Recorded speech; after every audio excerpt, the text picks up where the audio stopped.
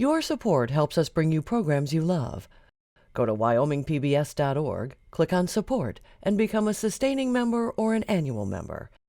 It's easy and secure. Thank you. Welcome to the Wyoming Capitol in Cheyenne. I'm Craig Blumenshine from Wyoming PBS. This week on Capitol Outlook, we'll continue our discussions on the budget, on state revenues, and on K-12 education. We'll begin with the leadership of the Wyoming Legislature, Senate President Dan Dockstader and Speaker of the House Dr. Eric Barlow. And then we'll bring in two members of the House Revenue Committee. That's the Chairman, Representative Steve Harshman, and Representative Jim Roscoe. Our Capitol Outlook profile this week is with an architect who is also a senator in the Wyoming Legislature. That's Senator Stephan Pappas. And then we'll revive our tradition of introducing freshman legislators. We'll visit with Representative Ember Oakley and Representative Karlee Pervenza. That's next on Capitol Outlook, which starts now.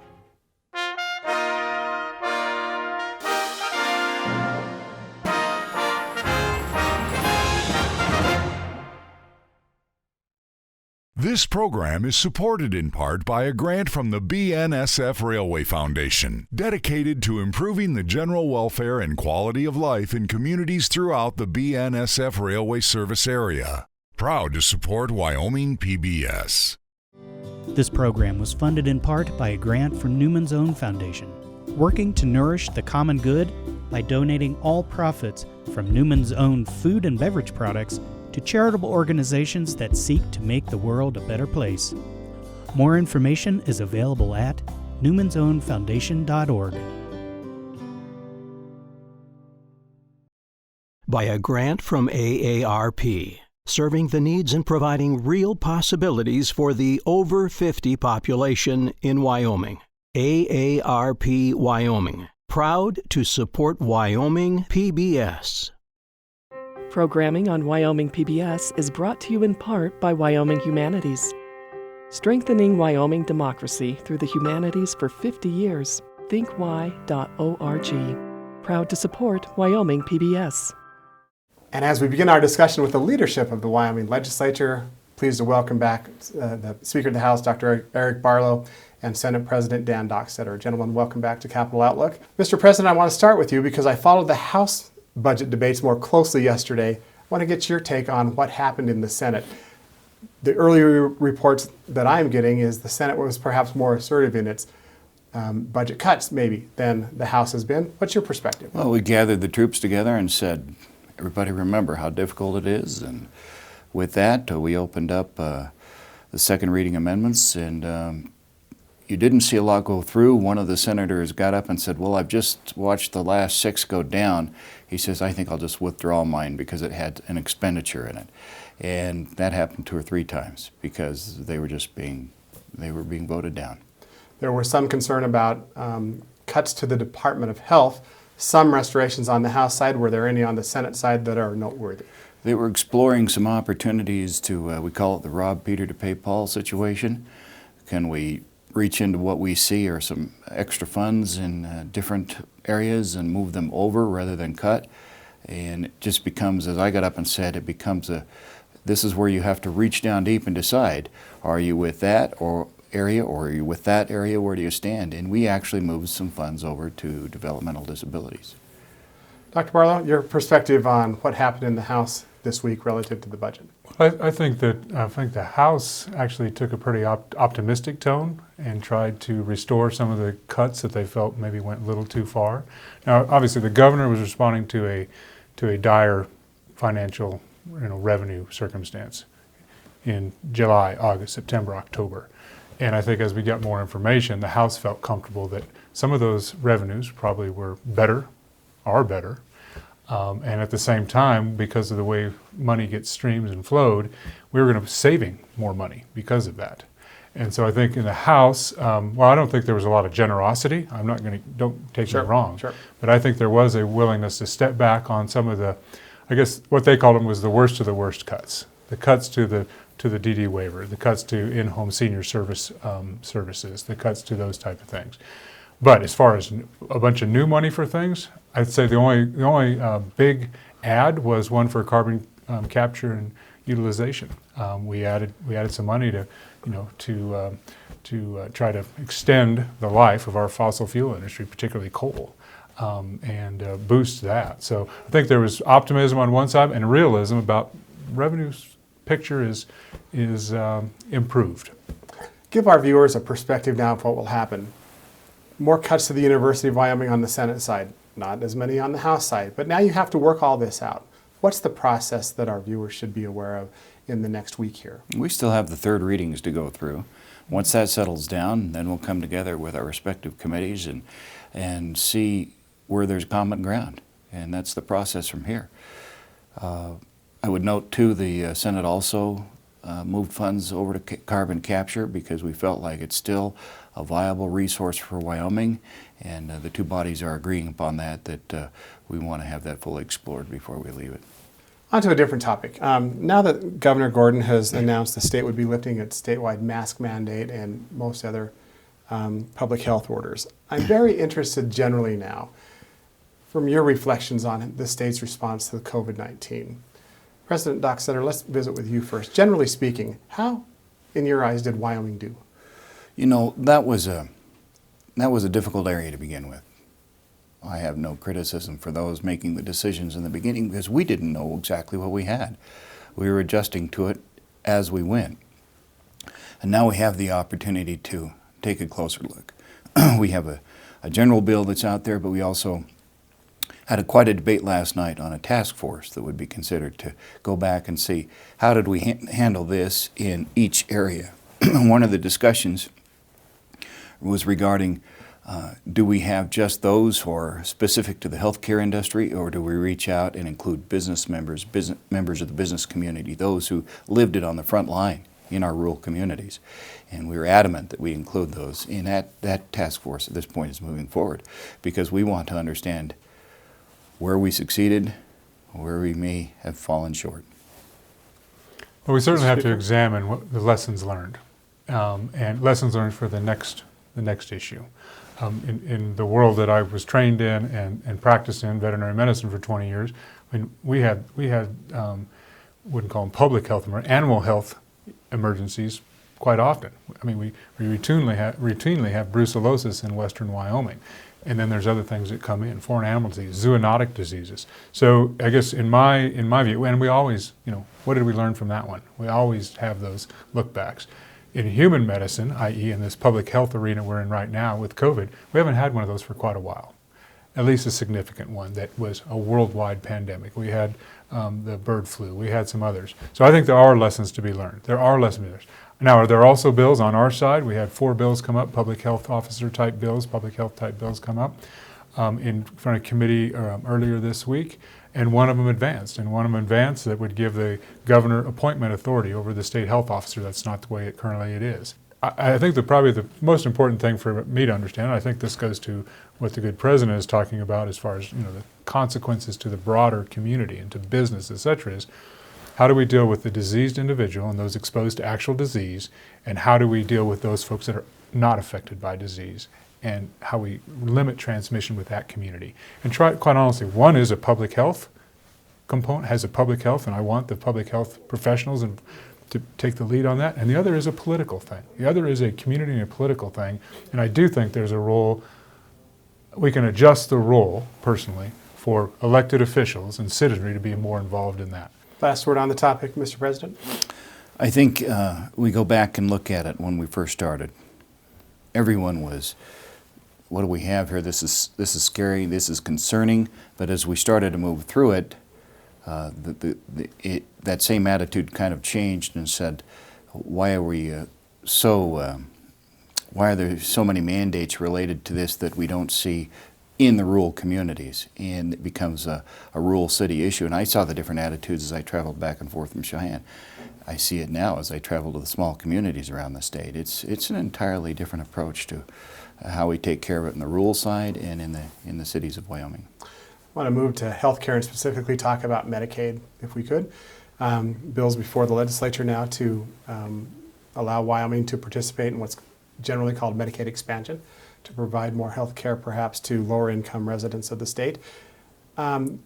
With plans that have evolved now from the federal government, is now the right time for for Wyoming to expand Medicaid? I would say I'm not sure that we have the support on our side of the building. I'll let the speaker speak for us. And I know there's bills on both sides of the building. Ours haven't got far enough in the process to even know where the support is. And I don't know that we understand all the, I don't understand all of the opportunities being offered right now by the federal government and the longevity of those. You know, there's a new stimulus package coming out, there's infrastructure in the works, there's lots of things in the works, and I mean, there's a lot of moving parts. Now, do I think that we need to have a discussion about how we continue having discussion about affordable, accessible health care in the state of Wyoming? Absolutely. Is Medicaid expansion a component of that? Very possibly. On to education. We need to talk about that every week I think we get together. Just now, your bodies will start to have serious discussions about the bills moving forward in your respective bodies. Mr. President,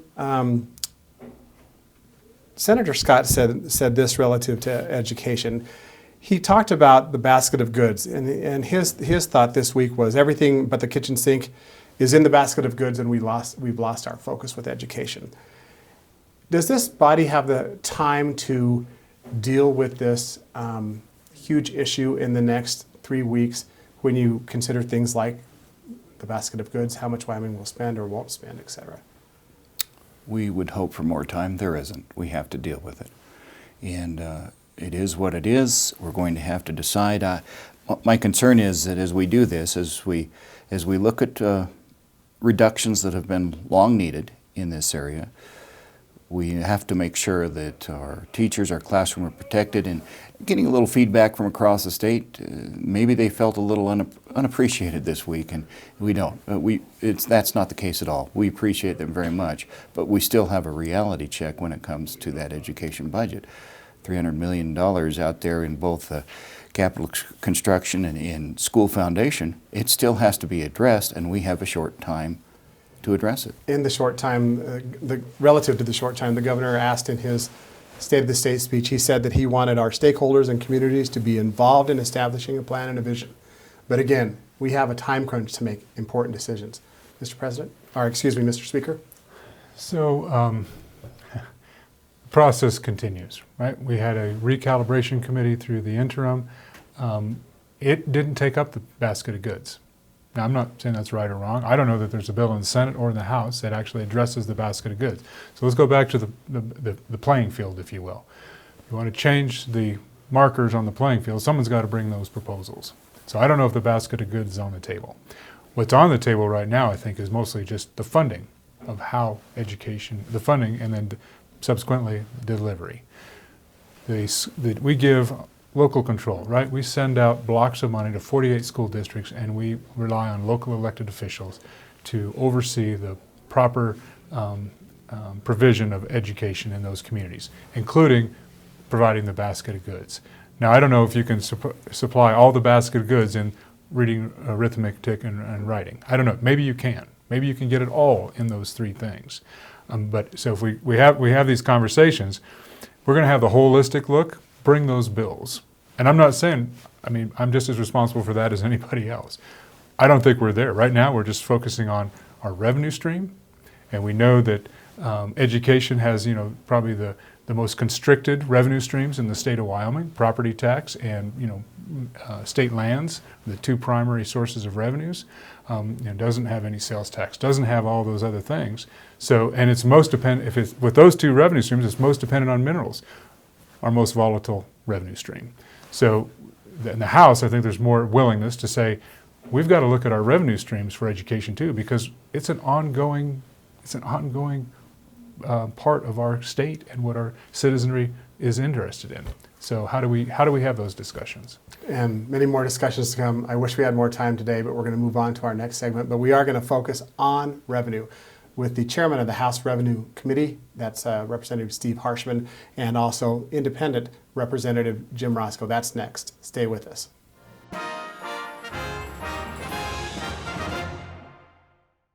And as we continue on with this discussion in Capital Outlook, it's our pleasure to be joined by the chairman of the House Revenue Committee, Representative Steve Harshman, and also Representative Jim Roscoe, a member of that committee and also an independent, one of the very few in the Wyoming legislature. To you both of you welcome and thank you for joining us. Yeah, thanks for having us. Thank you. I want to start this discussion about your role, what you perceive your role to be. We've heard from the Senate Vice President and many others that the Senate is not going to be amicable to any revenue bills this session.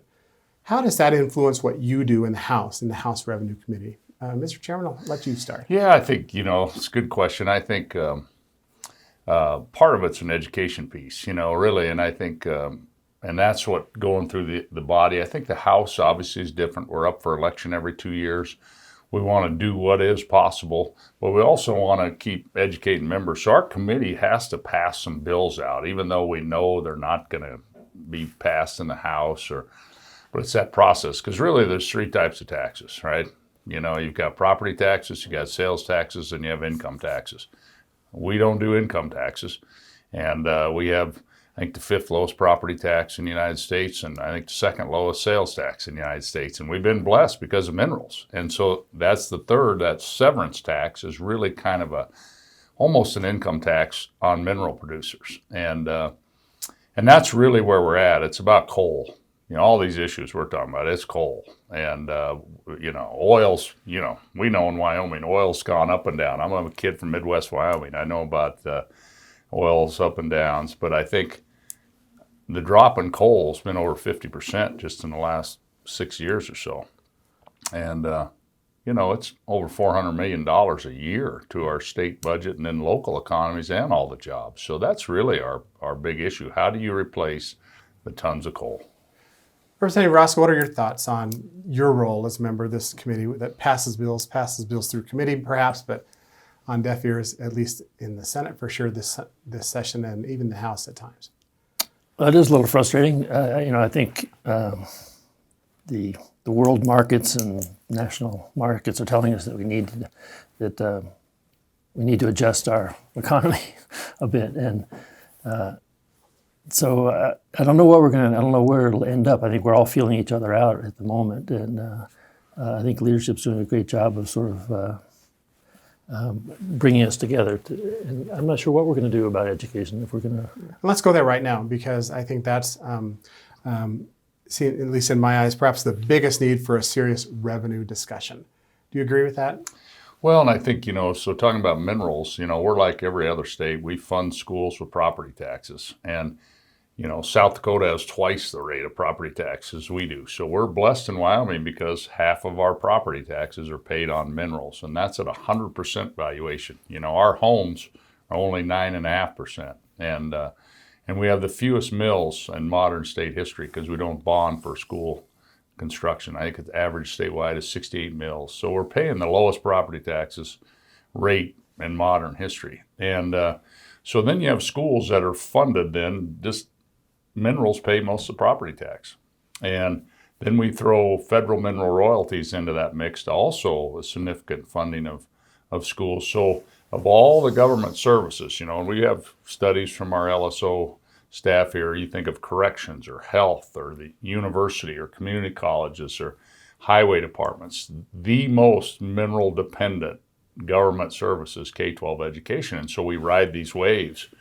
And when those local property tax values crash, when mineral prices crash, then the state has to step in and make up the difference. Our talk, what we're trying to do in the House is really, we're going to make cuts. We're going to use all our investment revenue, turn all those dials, and make sure to support education. To support and spend down our savings. You can't go ask people to pay a tax when you got $1 billion in savings. And so turn all those dials and spend down, and I'm confident oil will come back, probably save us. But we're trying to put in this insurance policy that if our savings get down to this level, then this 1 cent sales tax would kick in. And, and that would move us from second lowest to bottom third, We'd still be about 30th out of 46 states that have a sales tax. So, and certainly lower than all of our surrounding states. And there's some projections I think I've read for that likely wouldn't happen. Right. For 4 or 5 years? Is that what you're... If oil doesn't come back. And we're already seeing, that's, worst case scenario would be 4 or 5 years. Before but you that don't tax have would this crisis kick in. mode we're Right. always talking about. Right. And I think, pessimism and hope are both very contagious. And I think what we say is so infectious like that. So, Representative Roscoe, what are you hearing from your constituents? Are they telling you yet that, you know what, it's time for us to maybe pay a little more on the revenue side? They are. And they're willing to do that. They think education is probably the most important thing that Wyoming has to offer, for, if they're living here. And they are willing to, they're willing to even do it as far as an income tax, which I think is probably the most least likely thing to actually get through. But they're willing to do it. And these are, some of these are extremely wealthy people that live up in Teton County, which is a totally different part of Wyoming. Which would bear most of the burden of an income tax in the iterations, at least, that I've seen suggested. It would actually work, and we wouldn't have to depend so much on our minerals if that were to happen. But I just don't. I think it'd be very hard to pass. Sales tax probably is like Steve says, the closest thing. There's two more issues that I want to talk about. One is the reserve account, the rainy day fund, the LISRA.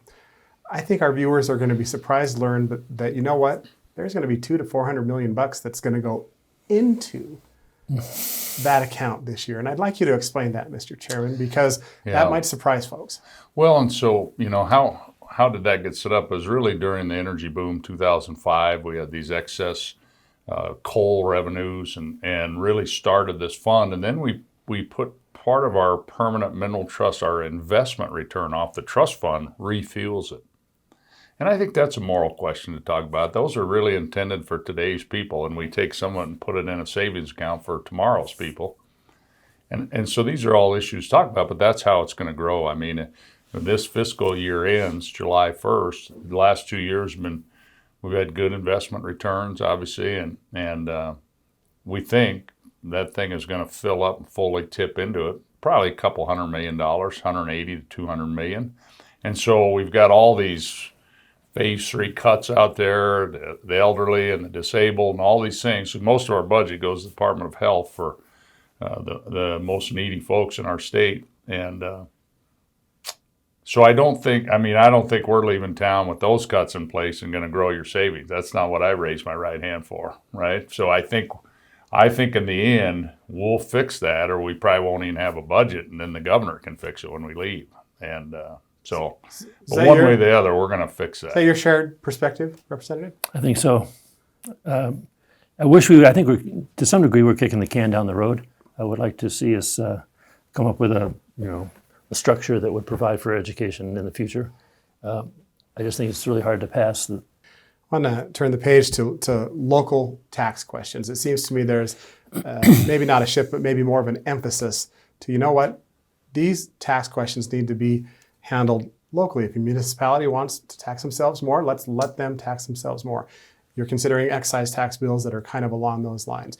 Perhaps schools might be built again by local bond issues down the road. Are you concerned that, some counties might think that all of those things are good ideas, some counties may not think any of those things are good ideas, and that Wyoming might have some disparity then because of that kind of local decision-making authority that's probably coming down the road?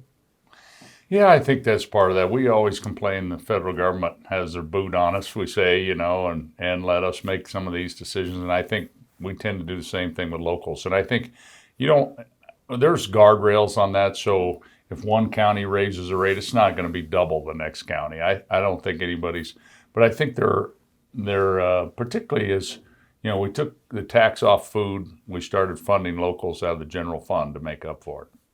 Well, our general fund is getting squeezed, and we're looking at that and saying, how can we get local governments out of the general fund? And so if we're going to do that, we got to give them a little more freedom.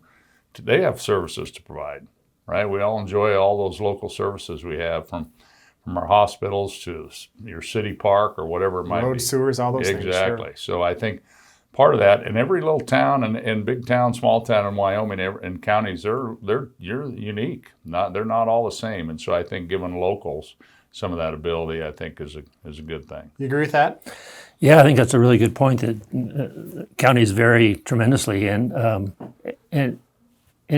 basically it's just up to the voters. If we allow counties to make some of these decisions. We have a bill coming up in a few minutes about real estate transfer tax. It's a local, if your county it's brought by the county commissioners and they're allowed to, and if the people vote on it, they can. And there's, you're probably aware of the tremendous real estate value up in Teton County, which is, seems like, with that huge increase in real estate prices and values, it comes with other problems as well. Workforce housing and taxes on older people that are, on a fixed income. And so I would hope that we could allow counties to provide for that just on their own. In certain counties it wouldn't work, but certain ones it would. Well, thank you both for joining us. We're going to move on in this segment of Capital Outlook. Thank you so much for the discussion. Thanks for having us. Yeah. Up next is our Capital Outlook profile with Senator Stephan Pappas. He's an architect. We asked him what the coolest building he's ever designed is, and my guess is you've seen it. That's next.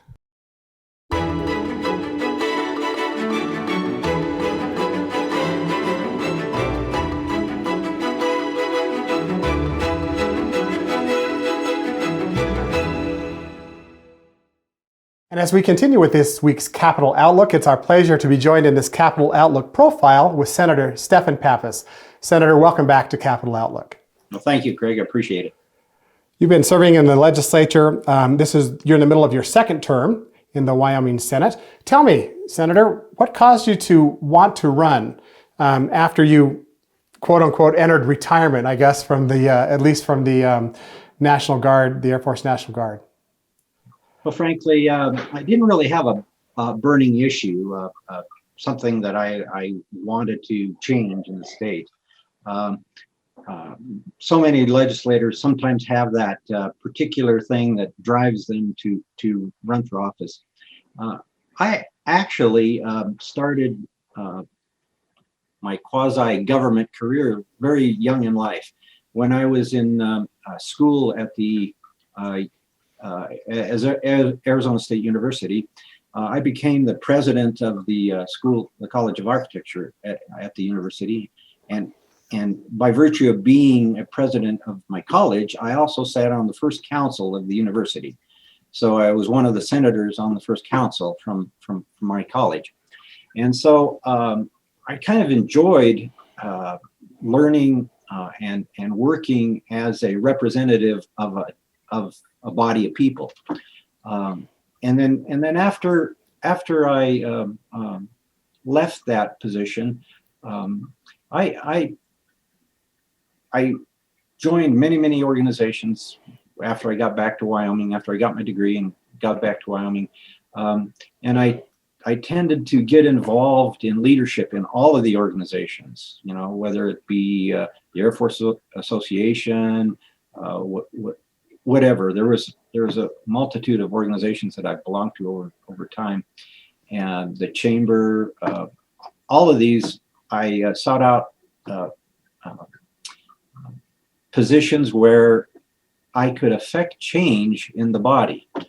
So as I grew in my career in the National Guard, I became the Assistant Adjutant General for the air side of the Guard, and certainly had to interface with government because 4% of the state's the Wyoming Military Department budget comes from the state government, and so we were always interfacing with legislators, and it brought back memories of what I did when I was a younger man in college, and so I thought after I retire from the military, because it was a little difficult.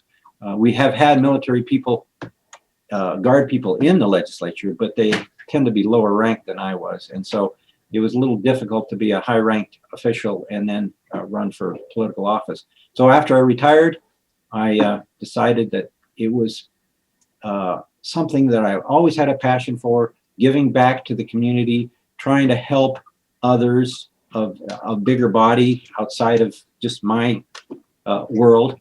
And so that's why I ran.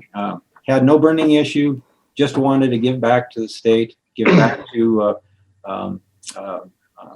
Wyoming, which I love dearly, Sure. and hopefully help things out. You grew up in Cheyenne and at one time thought you might have a life in the world of physics. Is that right? That's correct. Yeah, my first, I enjoyed physics when I was first exposed to it in high school. Went off to the University of Wyoming and pursued physics, but after the first year, came to the realization that there weren't a whole lot of jobs in Wyoming that required a physicist. You know, it's not like you can open your corner physicist store, right? I'd like to go in that store, by the way. I think it'd be a lot of fun. I figured I'd be working for some big lab somewhere outside of Wyoming, probably, Sure. Or teaching it. I guess you could teach physics, but I was not of the mind of being a teacher. So my father was an architect, and I kind of liked what he did, and so I switched majors, stayed another year at the University of Wyoming to get some engineering, went off to New Mexico, got my first degree in fine arts, which was with a major in architecture and a minor in anthropology, and then got my professional degree at Arizona State. Talk about your architectural career just for briefly here. Mm-hmm. The coolest building that I've seen that you designed is the Gateway Center at the University of Wyoming, but I'm guessing there are many cool buildings in your past. If you had to tell me the coolest, which one would it be? I think that's to me was the most enjoyable project to work on. It was a great design. The University of Wyoming Foundation and Ben Blaylock allowed us a lot of design flexibility to do what we wanted to do. There's not too many buildings like that Wyoming architects could do. It was just a great experience, and I'm fortunate to have been the architect of record for it. Those of us in Cheyenne see the C-130s flying around all the time. What, I guess, would you like people to understand about the Wyoming Air National Guard who don't live here, who don't see it day to day, who don't interact with the many men and women who serve in the National Guard at coffee or at a restaurant? What would you like to tell the folks in Wyoming? And there's a lot of people in Wyoming that don't, because unlike the Army National Guard, all the air assets are right here in Wyoming. We have a little bit in Camp Guernsey, but for the most part, they're all in Cheyenne. All the Wyoming assets are in Cheyenne. And so a lot of people around the state don't get to see us unless we actually go to their communities. And we used to do that. It's been difficult over this last year with the COVID, but the Wyoming Air National Guard is a very important piece, I believe, to Wyoming. Not only to our national mission, we do have a national mission, a federal mission. We fly 130s in hostile environments all the time. In fact, we're just getting ready to see some of our Air Guard people come back here in March, I believe. But that we're deploying all the time. But for Wyoming, both the Army and the Air National Guard provides a great service to our Commander-in-Chief, the Governor. We're looking at you sitting in front of a beautiful background. Tell us what we're looking at. Yeah, well, that's looking. That's at our family cabin, and it was a scene that was taken just shortly, just a little while ago, because I was up there last week, and it's just between here and Laramie, around the Harriman area. It's a beautiful spot for me just to get away from and clear my mind, and not have to answer cell phones or email for a while. Senator, I want to talk with you a little bit more about the road usage charge, because to many it's maybe a little foreign, if you will. Why not just tax me at the pump? I've got to fill with gas anyway, and that'll pay the tourists coming through, truckers coming through will pay, etc. But I think that I have read that you're contemplating and are looking towards the future and understanding that, electric vehicles might be playing a bigger role in not only Wyoming, but our country within the next decade or so. So then how will that work? People won't be going to the gas station. How will we build our roads? Is that one of the reasons why a road usage charge is maybe the right thing to consider in your eyes now? Yes, it is. I've been studying this for the last 2 years, and I've been attending NCSL conferences, the National Conference of State Legislatures, their transportation forums and committees, and it's become very clear and apparent to me that the gasoline tax, any fuel tax, is unsustainable in the future. If you look at the curve of the difference between what will be funded by the tax and what the cost requirement is to maintain roads, it's a curve that goes up and up and up. And I forgot what the number was, but like in 2040, it's a multi-billion-dollar difference. Gap is what you're talking about. Yeah. And so the problem is it's multiple reasons. Number one, our CAFE standards have gotten better, right? So per mile that you're driven on the road, you buy less fuel. Okay, so we've got more road damage, but you're buying less fuel, and so you're not providing the income. Second of all, it's been estimated that by 2040, 50% of the vehicles on the road will be an alternate fuel, whether it be probably electrical, an electric vehicle, but who knows? Fuel cells are looking promising as well. But especially with the intent to get us off of fossil fuels, there's a push to be all electric one of these days, or all non-fossil fuel vehicles. And so it's not going to be sustainable. And the longer we wait, we're going to have a cliff out there. The other idea is also that with a road usage charge, people, vehicles, businesses, whatever, would be charged based on their usage. Okay, too many of us have been, the government should take care of the roads, and I should drive on it for free. Okay, especially in Wyoming, we're not used to tolls. We're not used to paying to drive on roads, right? But somehow we have to charge the folks that are doing the damage. So on a road usage charge, there's classes of vehicles. I believe there's 7 of them.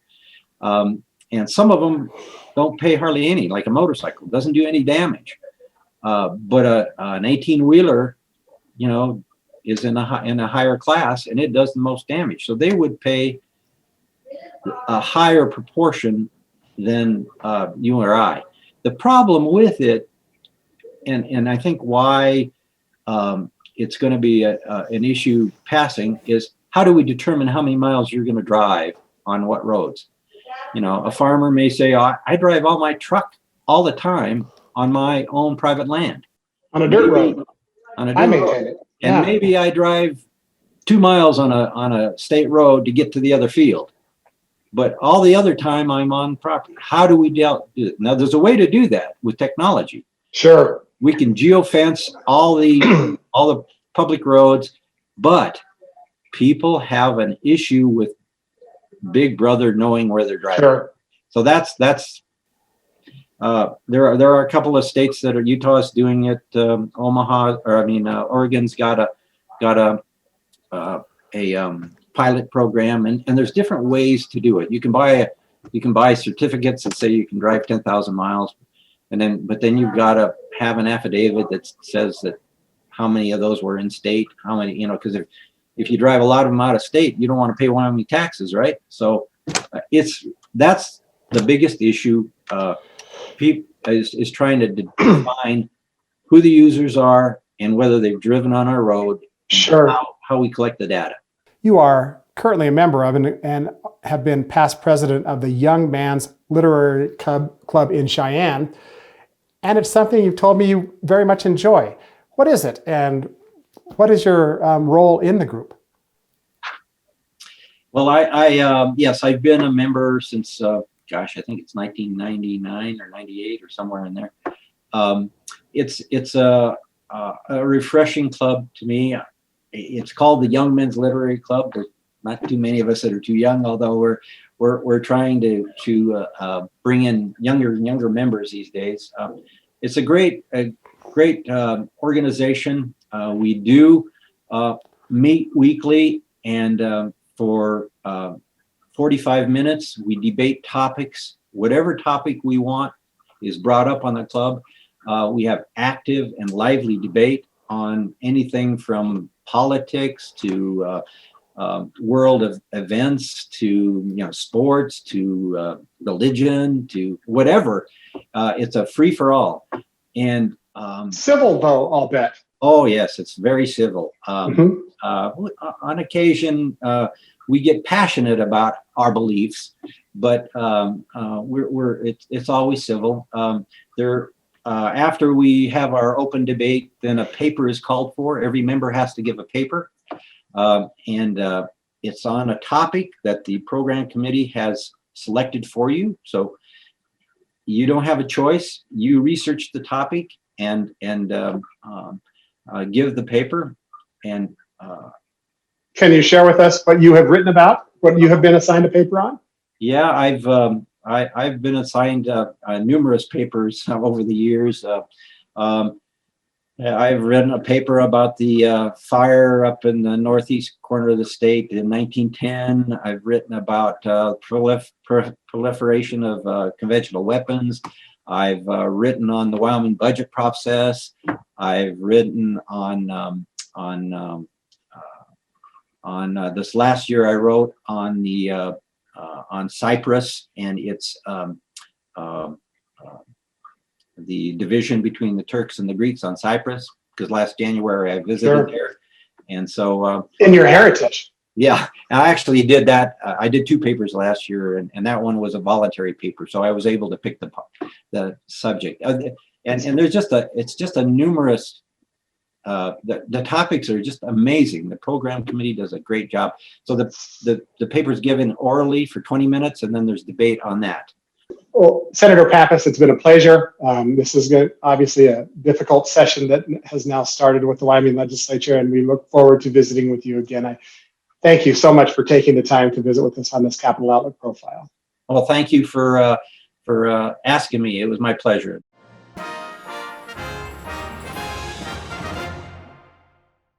And as we begin this final segment in this Capital Outlook, we're going to turn to 2 freshmen of the Wyoming legislature. It's my honor to be joined by Representative Karlee Pervenza and Representative Ember Oakley. To both of you, welcome. Thank you, Craig, for having us. You both decided to run for the Wyoming legislature at a time of great fiscal concern for the state of Wyoming and at a time of COVID. Why? Why did you choose to run? Representative Pervenza? I think that the legislature has had a gap in some of who it represents. I come from a background of economic insecurity, a family that has struggled with Medicaid and food stamps, and those perspectives seem to be missing in some of these conversations. And so in thinking about what we're facing, this huge problem, we need to have voices of the people who are most impacted by that, the people that are the most vulnerable. And so it seemed like a time that it was necessary to have that voice. Looked at your campaign video, and I think people should take a look at it. You made a hard decision when you were very young that education for you was your way out of a tough childhood. Am I accurate about that? Yeah, I mean, I distinctly remember saying, if I'm gonna be able to not live paycheck to paycheck, I've got to go to school, and the only way to do that is through student loans. So I just invested in myself. I thought that was my way out. Now working on your PhD. Representative Oakley, how about for you? This is a time that is not the easiest of times to serve. Yes, thank you. I think that's an interesting point, of course, that was asked a lot. Like, really? Now, I talked to legislators from a decade ago, and they said, it was so much fun legislating. You want $1 million? Sure. And not to make them sound irresponsible, but State was more flush at the time. We had money, yeah. And so I think what's important, though, is that actually during this fiscal downturn, if you will, we can really discuss policy. I mean, and that's what I'm interested in, policy. I think Ms. Pervenza is. And so you can really decide what is the role of government. What do we want? When we actually have to tighten our budget, then you get closer to actual policy discussions. Each of you are making and already have made decisions about Wyoming's budget. And the chairman of the House Joint Appropriations Committee, Representative Bob Nicholas, said as he was explaining the budget to you, he realized it was like drinking from a fire hose as you were trying to learn. How have you educated yourself about the budget? How have you been able to be confident in a position so early in your career to make these decisions? You know, relying on people that know it very well to help educate us. Looking to my colleagues, asking them about that. Also asking folks who have made it kind of their career to focus on the budget and what does it mean? What's the goldenrod? You know, these aren't things that I knew walking in. And fortunately, the Legislative Service Office has given us a ton of resources to be able to kind of walk us through the budget and how to make those decisions. But, you know, you bring your values with you. And so what are we talking about when we talk about cuts or ads? And what do we need to do for the people? And so I just keep going back to those values, but then trying to learn as I go. I mean, I don't know everything yet. There's so much to learn. Representative Oakley. Thank you. They did, the Appropriations Committee has been working very hard. They did get us the budget, a proposed budget about a month ago, so that we did have the opportunity to spend time and go through it line by line. But along with that, what you really learn is, you know, there's institutional knowledge, and you just rely heavily on some of these people who do such an amazing job, an amazing lift. Again, the appropriations, I personally have relied on Lloyd Larson and Bob Nicholas, and they're just such a fount of knowledge, and so, you know, that combination is what gets you there. We've actually worked on the budget yesterday, and they did such a fantastic job and made the difficult cuts that yesterday actually we had the discussion of we don't have to cut as extremely as we thought. So let's say we thought we were going to have to cut $400 million. Well, we did. Now we know we can be conservative within our means and only cut $350 million. So yesterday, instead of feeling like, you know, we were going to come in and do all the large cuts, the reality is the Appropriations Committee already had that in front of us, and we got to take some time and discuss, like the Department of Health, which really had some really difficult, onerous cuts, and we were able to not make those cuts, if you will. I'm not sure the Senate is going to agree with everything that you have done, and as you'll see that process move forward, and we talked about it earlier in the show. Let's turn the page just a little bit. Representative Oakley, I'll start with you this time. You are right in the middle of trying to understand how Wyoming's K through 12 future is going to evolve. Part of that decision likely will become in implementing cuts to K-12 education. What is your understanding about the impact of potential K-12 cuts that have come your way? Well, in the way of talking about cuts, I don't necessarily see that K through 12 is different than every other state agency that has made cuts, and by that I mean everybody's feeling the pain. I do think, again, along with the discussion that I just had, that we are going to be able to be less dire this year. I'm hoping so.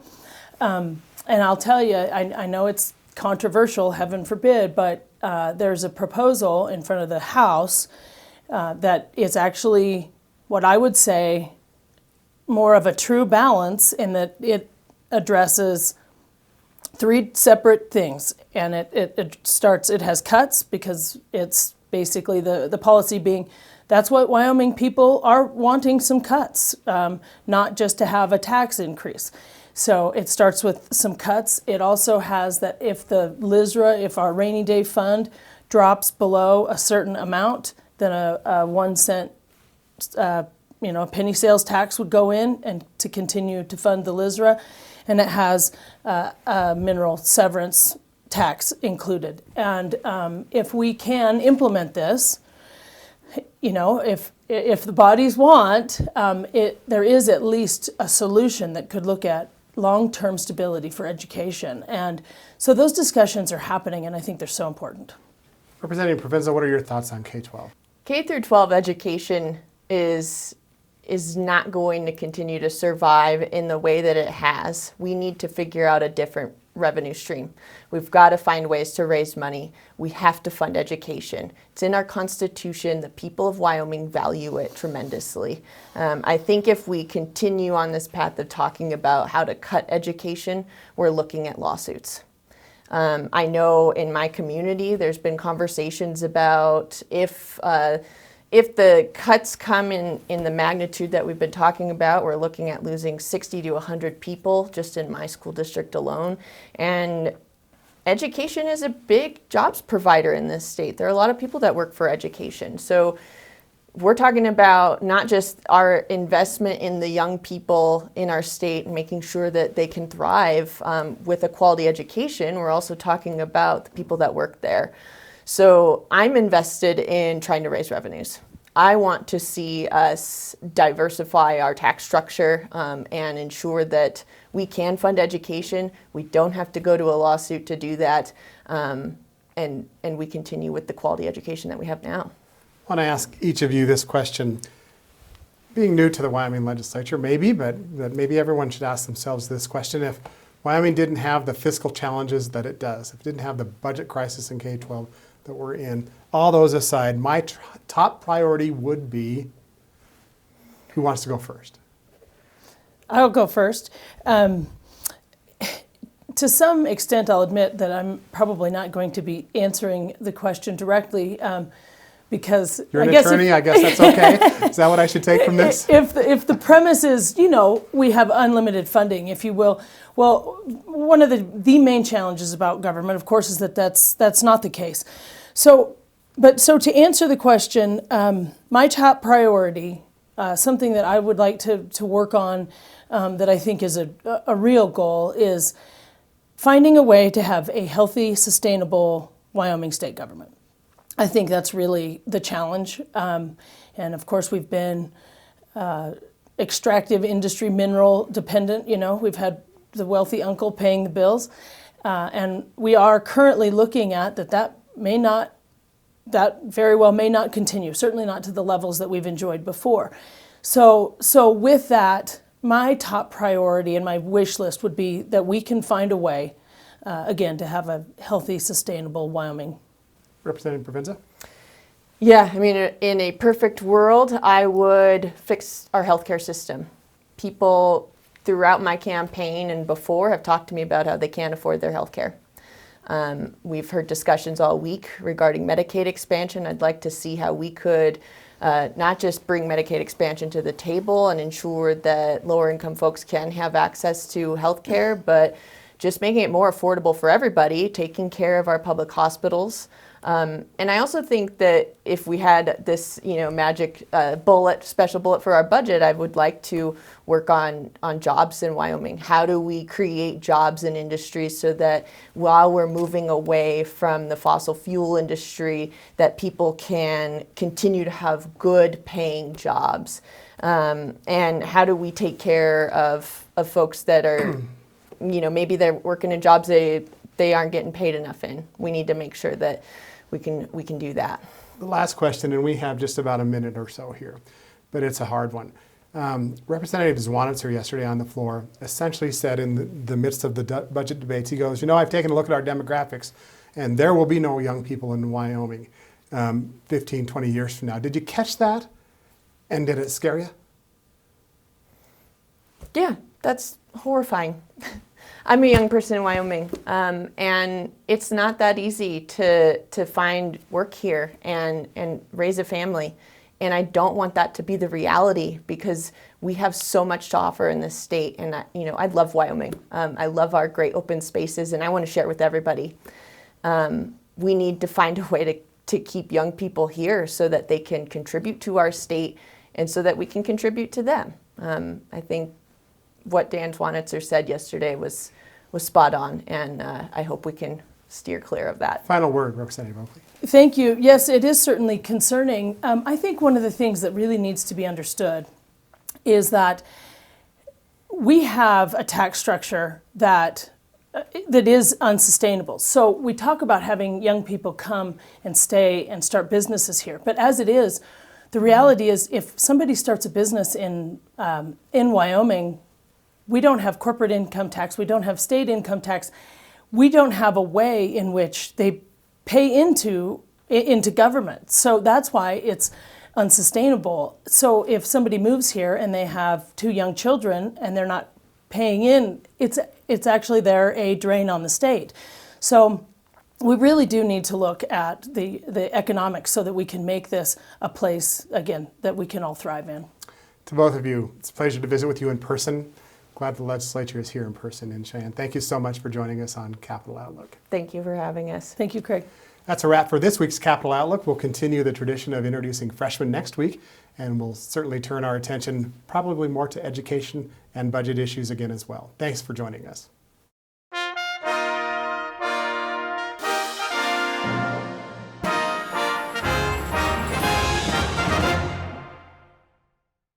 This program is supported in part by a grant from the BNSF Railway Foundation, dedicated to improving the general welfare and quality of life in communities throughout the BNSF Railway service area.